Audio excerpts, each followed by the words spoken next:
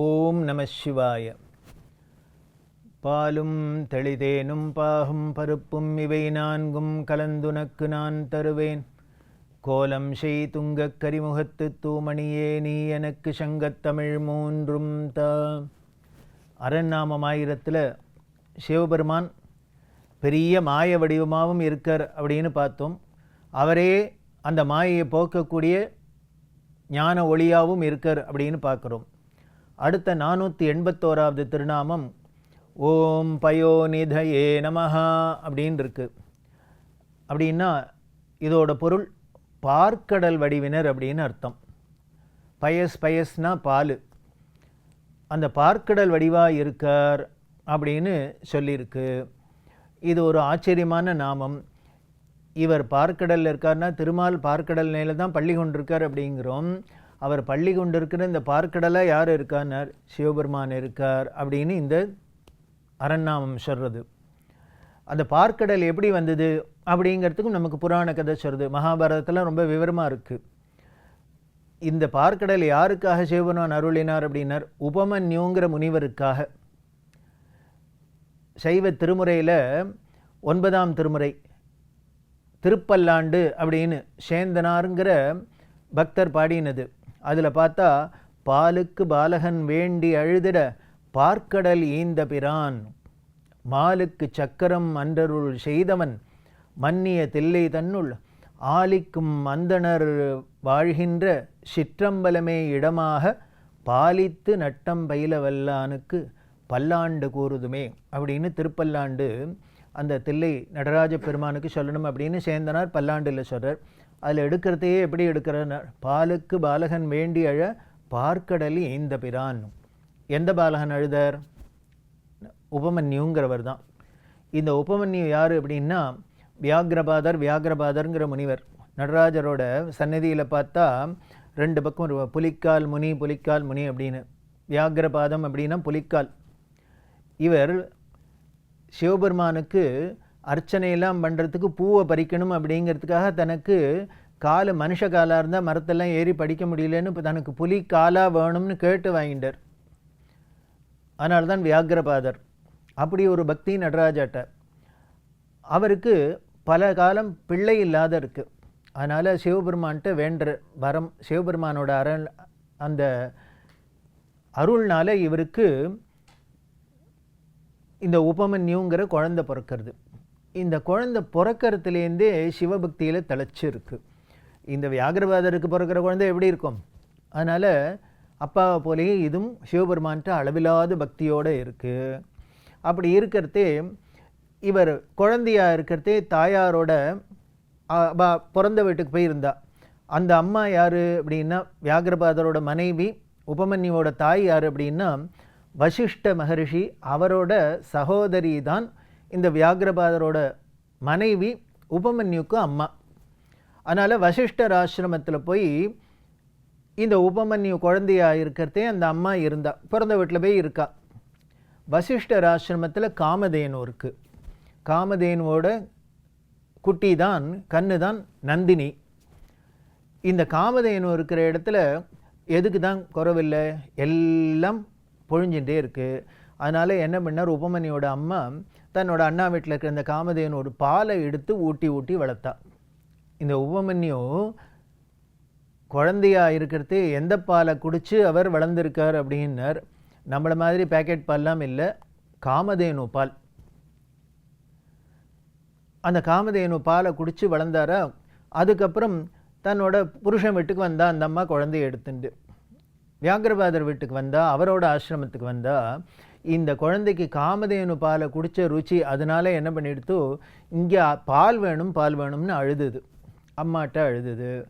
தாயார் பார்த்தா இங்கே பாலுக்கெல்லாம் வசதி இல்லை, இங்கே பசுமாடு இல்லை, அதனால் என்ன பண்ணால் குழந்தை ரொம்ப பிடிவாதம் பிடிச்சி அழறதுனால அரிசி மாவை கரைச்சி கொடுத்தா.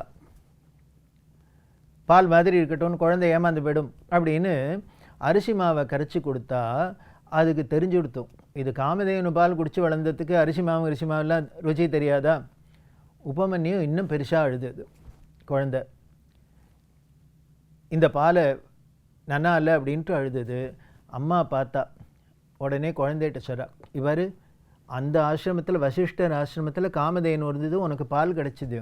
ஆனால் நம்ம இங்கே ஏழை, நம்ம ஆசிரமத்தில் இதெல்லாம் இல்லை, இங்கே மாடும் இல்லை பால் இல்லை அப்படின்னு, அதனால் என்னால் இதைத்தான்ப்பா கொடுக்க முடியும் அப்படின்னு சொன்னால் குழந்தை எப்படி கிடைக்கும்னு அம்மாட்ட கேட்குறது.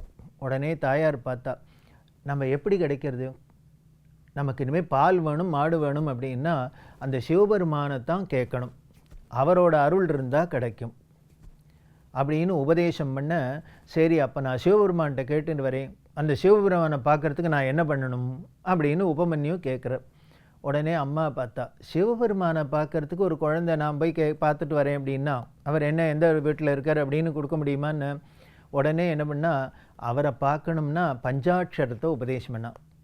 ஓம் நம சிவாயங்கிற பஞ்சாட்சரத்தை குழந்தைக்கு தாயார் உபதேசம் பண்ணி, இதை விடாத ஜபி, உன்னோட அந்த பக்திக்கு மெச்சி அவர் காட்சி கொடுத்தா உண்டு அப்படின்னு சொல்ல, குழந்தை உபமன்யு என்ன பண்ணித்தினர், அன்னையிட்டேருந்து வாங்கின இந்த பஞ்சாட்சர மந்திர உபதேசத்தை உடனே எடுத்துட்டு நேராக காட்டுக்கு போயிடுது. அவள் இருக்கிறதே ஆசிரமே காட்டுக்கு போயிட்டுல தானே இருக்கா. அங்கே போய் தனிமையில் உட்காந்துன்னு கடுமையான தவம் புரிஞ்சுது. தவம் புரிஞ்சுன்னா எந்த அளவுக்கு அப்படின்னா, உடம்புல புத்தெல்லாம் வச்சுடுத்தோம், அந்த அளவுக்கு அசையாத அப்படியே ஒரே இடத்துலன்னு தவம் பண்ணினா, இவரோட தவத்துக்கு மெச்சி சிவபெருமான் இவருக்கு அருள் செய்யணும், காட்சி கொடுக்கணும் அப்படின்னு வந்தார். ஆனால் வர என்ன பண்ணினார், இவரோட பக்தியை சோதிக்கணும், இல்லை இவரோட பக்தியை உலகத்துக்கு காமிக்கணும் அப்படிங்கிற ஒரு நோக்கத்தில் இந்திரன் மாதிரி வடிவத்தில் வந்தார். ரிஷபத்தை தன்னோட நந்திகேஸ்வரரை ஐராவதம்னு யானை மாதிரி மாற்றிண்டு இவர் இந்திரன் மாதிரி வடிவத்தை எடுத்துட்டு உபமன்யு இருக்கிற இடத்துக்கு, தவம் பண்ணி இருக்கிற இடத்துக்கு வந்தார். அந்த புத்தெல்லாம் தட்டி கிட்டி உபமன்யுவை தட்டி எழுப்பினர். நான் இந்திரன் வந்திருக்கேன், இவ்வளோ கடுமையான தவம் பண்ணியிருக்க, உனக்கு என்ன வரம் வேணும் அப்படின்னு கேட்டால், உடனே இந்த உபமன்யு குழந்தை சொல்லித்து, யோ உன்னை குறித்தா நான் தவம் பண்ணினேன், நான் தவம் பண்ணுறது சிவபெருமானை குறித்து தவம் பண்ணுறேன், உன்னை யார் இங்கே கூப்பிட்டா அப்படின்ட்டு. அப்போ சொன்னார், எனக்கு சிவபெருமான் வரம் கொடுத்தா கொடுக்கட்டும், அவர் கொடுக்காத வரத்தை உன்ன மாதிரி நீ இந்திரனாக இருக்கட்டும் சந்திரனாக இருக்கட்டும் எந்த தேவதையாக இருக்கட்டும் எனக்கு தேவையில்லை அப்படின்னு. இப்படி சொன்னால் இந்திர வடிவத்தில் இருக்க சிவபெருமானுக்கு ஆச்சரியமாக இருக்குது. உடனே என்ன பண்ண, இன்னும் இவரோட அந்த உறுதியை சோதிக்கணும் அப்படிங்கிறதுக்காக, என்னப்பா அது சிவபெருமான்கிற அந்த ஆள்கிட்ட என்ன இருக்குது உனக்கு கொடுக்கறதுக்கு, அவர் கட்டிக்கிறதுக்கே ஒழுங்காக துணி இல்லை, அதனால் புலித்தோலை கட்டின்னு இருக்கார், யானைத்தோலை கட்டின்னு இருக்கார், அவர் இருக்கிறதுக்கு இடம் இல்லை, சுடுகாட்டில் இருக்கார். இப்படி இல்லாம சிவபெருமான அவர்கிட்ட இருக்கிறதெல்லாம் குறையா சொல்லி பரிகாசம் பண்ணினா உபமன்யுக்கு கோபம் வந்துடுத்து. உடனே என்ன பண்ணான்னு, தன்னோட தவத்தினால அகோர அஸ்திரம் அப்படிங்கிற அஸ்திரத்தை எடுத்து இந்த இந்திரனா வந்திருக்க சிவபெருமான் மேலே ஏவிட்டார். ஏவினா பார்த்தர் நந்திகேஸ்வரர், இது என்ன விபரீதமாக போச்சு, இவரோட பக்தியை சோதிக்கணும்னு சிவபெருமானே இந்திர வடிவத்தில் வரப்போக இப்போது இது விபரீதமாக போய் அகோராஸ்திரத்தை சிவபெருமான் மேலேயே ஏவர அளவுக்கு ஆயிடுத்தேன்ட்டு உடனே நந்தி தேவர் என்ன பண்ண, தன்னோட சுய உருவத்தை எடுத்துட்டார், வந்து சிவபெருமான அந்த அஸ்திரம் தாக்காத தடுத்தார். இது தடுத்ததோ இல்லையோ அடுத்த நிமிஷம் பார்த்தார் சிவபெருமான். இதுக்கு மேலே அவரோட உறுதியை சோதிக்கணுமா, உடனே தன்னோட வடிவத்தை காமிச்சர், காட்சி கொடுத்தார். காட்சி கொடுத்தா இப்போது உபமன்யுக்கும் ஆச்சரியமாக இருந்தது. ஓ ஏதோ நம்மளோட ஏதோ வழக்கு பண்ணுறதுக்கு வந்திருக்கார் அப்படின்னா, இந்திரன் வரல சிவபெருமானே இந்திர வடிவத்தில் வந்திருக்கார் அப்படின்னு புரிஞ்சுட்டு மன்னிப்பு கேட்டார். நீங்கள் யாருன்னு உங்களோட உண்மையை புரிஞ்சிக்காத நான் பண்ணிட்டேன், என்னை மன்னிக்கணும் அப்படின்னா சிவபெருமான் சொன்னார், அதெல்லாம் இல்லை, உன்னோட பக்தியை உறுதியை சோதிக்கிறதுக்கு தான் நானே இப்படி விளையாடின்னு தான், கவலைப்படாத, உன்னோட பக்திக்கு மெச்சின, உனக்கு என்ன வரம் வேணும் அப்படின்னு. உடனே உபமன்யு சொன்னார், நான் எதையோ நினச்சின்னு தான் ஏதோ வேணும்னு உங்கள்கிட்ட தவம் பண்ணுறதுக்காக வந்தேன். ஆனால் இப்போ உங்களை பார்த்ததுக்கு அப்புறம் எனக்கு என்ன வேணும்னே தோணலை. உங்களை பார்த்தது தரிசனம் பண்ணதை விட வேறு என்ன எனக்கு இருக்குது, அடையிறதுக்கு இருக்குது அப்படின்னு சொல்ல சிவபெருமான் சொன்னார், இல்லை நீ பால் வேணும்னு தான் நான் கேட்டுன்னு வந்தேன். பால் குடிக்கிறதுக்கு வீட்டில் பால் இல்லைங்கிறதுக்கு தானே நீ வழுத அப்படின்னார். ஆமான் அப்படின்னார். அவ்வளவு தானே, உனக்கு காமதேனு பால் என்ன, இந்தா இப்போவே தரேன் அப்படின்னர். கையை நீட்டினர். நீட்டின இடத்துல கடலாக ஆயிடுத்து. பார்க்கடல் பார்க்கடலாகவே வந்துடுத்து. நீ 1/2 லிட்டர் 1 லிட்டர்லாம் இல்லை, இந்தா எடுத்துக்கோ, எவ்வளோ வேணால் அள்ளிக்குடி அப்படின்னு. அதைத்தான் உபமன்யுக்காக பாலுக்கு பாலகன் வேண்டி அழ பார்க்கடல் ஈந்த பிரான் அப்படின்னு திருப்பல்லாண்டில் சொல்கிறது, சைவ திருமுறையில் சொல்லப்படுறது இதான். இது மகாபாரதத்தில் விவரமான கதையாக இருக்குது. அப்படி பார்க்கடல் உபமன்யுக்காக சிவபெருமான் கொடுத்தார். அந்த பார்க்கடலே யாருன்னர், அவரோட வடிவம்தான். இது எப்படி அப்படின்னா முன்னாலே சொல்லியிருக்கு, அண்டச்சராச்சரம் முழுக்களும் அவரோட வடிவம்தான். எல்லாத்துலேயும் சர்வாந்தரியாமி அப்படின்னு எல்லாத்துக்குள்ளேயும் உள்ளுரை பொருளாக இருக்கிறதும் அந்த பரம்பொருள் தான். அதனால தான் பார்க்கடலாக இருக்கிறதுன்னு பயோநிதியே நமஹா அப்படின்னு சொல்லியிருக்கு. இப்படி தனக்கு குடிக்கிறதுக்கு பால் வேணுங்கிறதுக்காக அன்னையிட்டேந்து பஞ்சாட்சர மந்திரத்தை உபதேசம் ஆயிண்டு அது கடுமையான தவத்தினால பார்க்கடலையே தனக்கு பரிசா வாங்கின்ற ஒரு முனிவர் தான், ஒரு பரம பக்தர் தான் இந்த உபமன்யுங்கிற முனிவர். அவர் அப்புறம் அந்த சிவபக்தியிலேயே தழைச்சி இருந்து கைலாயத்திலேயே இருந்தார். அப்படி இருக்கிற அந்த உபமன்யுட்டு தான் முன்னமே இந்த அரண்நாமம் 1000 பார்க்குறதையே முதல்லையே பார்த்துருக்கும். இந்த அரண்நாமம் 1000 எங்கேருந்து வந்தது? கிருஷ்ணர் தான் தர்மபுத்தருக்கு உபதேசம் பண்ணுறது தான் மகாபாரதத்தில் வருது இல்லையா?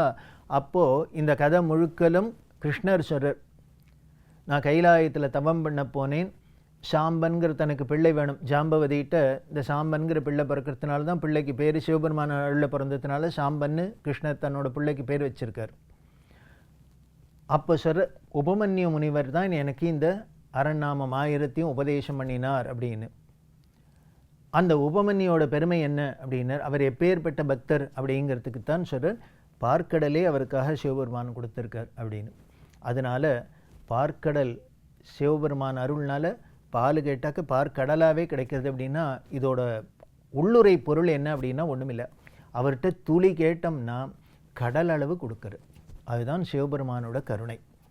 ஏதோ நம்ம கேட்டது கொஞ்சம்தான் அப்படின்னாலும் அதை நமக்கு அளவுக்கு அதிகமாக வாரி வழங்கக்கூடியவர். இந்த திருநாமங்கள்லேயே அதெல்லாமும் வந்திருக்கு.